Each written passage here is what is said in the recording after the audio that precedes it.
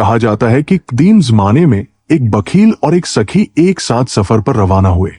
वो दोनों अल्लाह के हुक्म से लंबा सफर करते हुए सहरा से गुजरते गए, यहां तक कि एक अजीम शहर के किनारे पर वाक़े एक जंगल के आगाज तक जा पहुंचे। वहां उन्होंने एक बड़ा दरख्त देखा जिसका साया दूर तक फैला हुआ था। सखी ने बखील से कहा, आओ आज रात यहां आराम कर लेते हैं, फिर सुबह शहर में दाखिल होंगे। बखील ने इस पर रजामंदी जाहिर की और दोनों दरख्त के साए तले बैठ गए। फिर सखी ने अपना खाना निकाला और बखील से कहा, पहले हम मेरा खाना खा लेते हैं और जब रात हो जाएगी तो तुम्हारा खाना खाएंगे। मगर जब सूरज गुरूब हो गया और अंधेरा छा गया तो बखील ने दिल में सोचा, सफर अभी तवील है, अगर सारा खाना खा लिया तो आगे भूख में क्या होगा। ये सोचकर उसने अपना खाना अकेले ही खा लिया। जब सखी को इस बात का इल्म हुआ तो वो नाराज हो गया और उसने फैसला किया कि वो बखील से जुदा हो जाएगा। वो उसे छोड़कर रात के अंधेरे में चल पड़ा, यहां तक कि एक पुरानी वीरान पिन चक्की, आटा पीसने वाली जगह तक जा पहुंचा। उसने कहा, आज की रात यहीं बसर करता हूं, सुबह अल्लाह जो चाहेगा वही होगा। वो चक्की की बालाई मंजिल पर चढ़ गया और सोने ही वाला था कि उसी दौरान कुछ दरिंदे एक के बाद एक चक्की के अंदर दाखिल होने लगे। पहले शेर दाखिल हुआ, फिर चीता, तेंदुआ, भेड़िया, गीदड़ और लोमड़ी। जब सब जानवर जमा हो गए तो शेर खड़ा हुआ और बोला, अस्सलामु अलैकुम इस जंगल के साथियों, माहाना मजलिस में खुश आमदीद। फिर शेर ने कहा, मैंने तुम सब की रिपोर्ट्स का जायजा लिया है और तुम्हारे नज्म व नसक पर खुशी हुई। तुम सबका शुक्रिया अदा करता हूं और उम्मीद करता हूं कि तुम इसी तरह अपनी जिम्मेदारियां निभाते रहोगे। अब अगर किसी के पास कुछ पेश करने को है तो वो बयान करे। चीता बोला, ए वक्त के बादशाह, मेरे इलाके में एक चूहा है जिसके पास वो सोने की अशरफिया है। वो हर सुबह सूरज निकलते ही एक एक करके उन्हें सूरज में रखता है, 1 घंटा बाद वापस रख देता है। मुझे नहीं मालूम वो ऐसा क्यों करता है। फिर तेंदुआ बोला, ए अक्लमंद बादशाह, मेरे इलाके में इंसानों का एक बादशाह रहता है। वो बहुत मुनसिफ है, छोटा बड़ा सब उसकी बात मानते हैं, लेकिन उसकी एक बेटी है जो सख्त बीमार है और तबीब आजिज आ चुके हैं।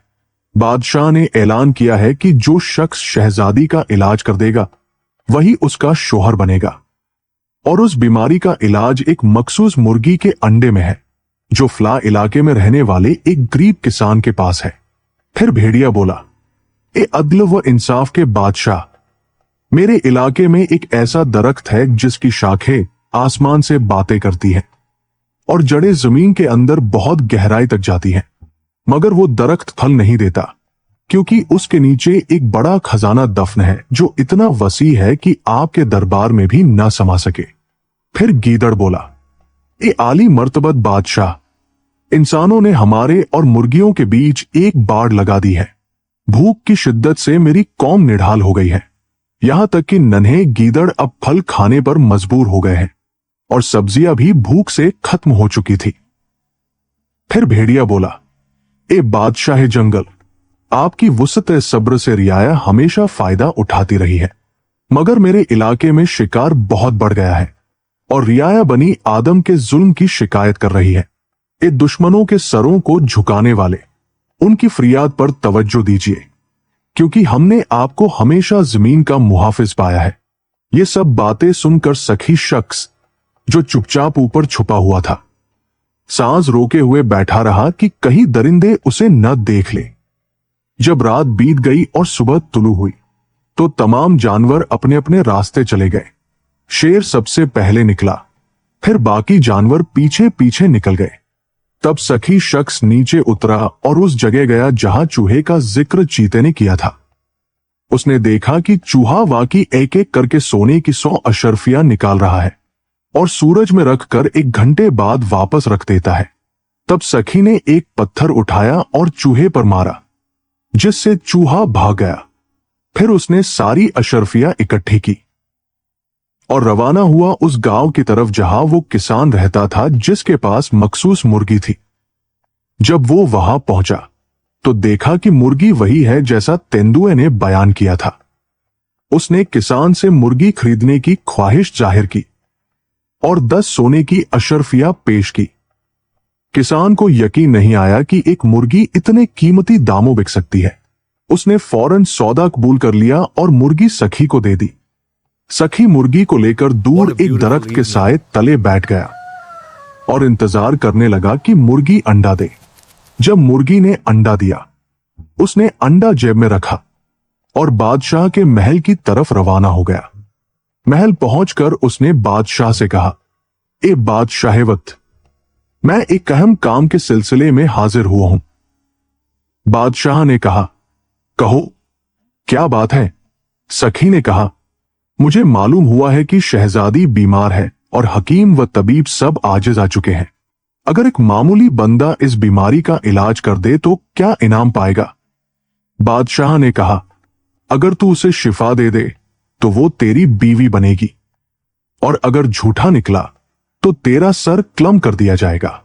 सखी ने शर्त कबूल की, मगर उसने एक शर्त रखी, मैं इलाज एक ऐसे कमरे में करूंगा जहां मुझे और मरीजा को सिर्फ वही देख सके जो जमीन व आसमान की हर चीज से बाखबर है। बादशाह ने यह शर्त मान ली और 2 मुहाफिजों को हुक्म दिया कि वो उसे शहजादी के कमरे तक ले जाए। कमरे में पहुंचकर सखी ने देखा कि शहजादी बिस्तर पर बेहोश पड़ी है। बीमारी ने उसके जिस्म को तोड़कर रख दिया था। सखी ने दिल से दुआ की कि अल्लाह इस अंडे में शिफा रखे जैसा कि तेंदुए ने कहा था। फिर उसने अंडा तोड़ा, एक बर्तन में अंडे का मवाद निकाला, कपड़े का एक टुकड़ा डुबोकर शहजादी के जिस्म पर लगाना शुरू किया। थोड़ी देर में शहजादी ने हल्की सी जुम्बिश की। सखी हैरान रह गया। कुछ देर बाद उसने दोबारा दवा लगाई। शहजादी ने आंखें खोल दी। फिर 1 घंटा सब्र के बाद दोबारा दवा लगाई। शहजादी बोलने लगी। फिर चौथी बार दवा लगाई तो शहजादी उठकर बैठ गई जैसे वो कभी बीमार ही न थी। बादशाह ये देखकर खुशी से निहाल हो गया। शहजादी के शिफायाब होने पर बादशाह बहुत खुश हुआ। उसने सखी का दिल से शुक्रिया अदा किया। फिर फौरन काजी को बुलाया और अपनी बेटी का निकाह सखी से करवा दिया जैसा कि उसने वादा किया था। उसके बाद शाही हुक्म से शादी की खुशी में जश्न मनाया गया और पूरे शहर में खुशियां छा गई। अगली सुबह सखी ने बादशाह से कहा, ए बादशाह मुअज्जम, आपकी सल्तनत में एक दरख्त है जिसकी शाखें आसमान से बातें करती हैं और जड़ें जमीन के अंदर बहुत गहराई तक जाती है, लेकिन वो फल नहीं देता क्योंकि उसके नीचे एक खजाना दफन है। ऐसा खजाना जो आपके महल में भी समा नहीं सकता। आप मेरे साथ कुछ सिपाही और मजदूर भेज दे ताकि हम उसे निकाल सके। बादशाह ने फौरन सिपह सालार, फौज और बहुत से मजदूरों को सखी के साथ रवाना कर दिया। वो दरख्त के पास पहुंचे और गड्ढा खोदना शुरू किया, हत्ता कि आखिरकार खजाने तक पहुंच गए और उसे निकालने में कामयाब हो गए। सखी ने खजाने का कुछ हिस्सा मजदूरों में बांट दिया, फिर एक और हिस्सा गरीबों और मोहताजों में तकसीम कर दिया। चंद दिन बाद जब सखी शहर की गलियों में चहल कदमी कर रहा था तो उसे अपना पुराना साथी बखील नजर आया। सखी ने उसका गर्मजोशी से इस्तकबाल किया और उसे अतीय देने की पेशकश की, मगर बखील ने इनकार करते हुए कहा, पहले मुझे बताओ तुम इस हाल तक कैसे पहुंचे? सखी ने उसे सारी कहानी सुनाई। ताहुना, जंगल के जानवरों की मजलिस और कैसे उसने उनकी गुफ्तगू से फायदा उठाकर माल व दौलत, शहजादी और इज्जत हासिल की। यह सुनकर बखील के दिल में भी लालच पैदा हुआ। वो फौरन ताहुना की तरफ भागा, मगर पिछली मजलिस को गुजरे पूरा 1 महीना हो चुका था और अब जानवरों की नई मजलिस का वक्त आ गया था। उसी तरह शेर, चीता, तेंदुआ, भेड़िया, गीदड़ और लोमड़ी एक के बाद एक ताहुना में दाखिल हुए और जब सब जमा हो गए तो शेर ने उनका खैर मकदम किया और उनसे कहा कि अपनी बातें पेश करें। भेड़िया बोला, एक जंगल के बादशाह, हम तुझसे कैसे बात करें? पिछली बार हमने ऐसी बातें की जो हमारी मजलिस से बाहर कोई नहीं जानता था, मगर वो बातें बाहर कैसे पहुंच गई? चूहे की लीरात चुरा ली गई, अजीब मुर्गी बेच दी गई और दरख्त के नीचे से खजाना निकाल लिया गया। मुझे यकीन है कि कोई छुप कर हमारी बातें सुन रहा है। शेर ने फौरन हुक्म दिया कि पूरी ताहुना की तलाशी ली जाए। तमाम दरिंदे जघस गए, खैल गए और तलाश शुरू कर दी। थोड़ी ही देर में उन्होंने बखील को छुपा हुआ पा लिया। उन्होंने उसे मार डालने की कोशिश की, मगर बखील बमुश्किल जान बचाकर भागा। अलबत्ता वो शदीद जख्मी हो चुका था।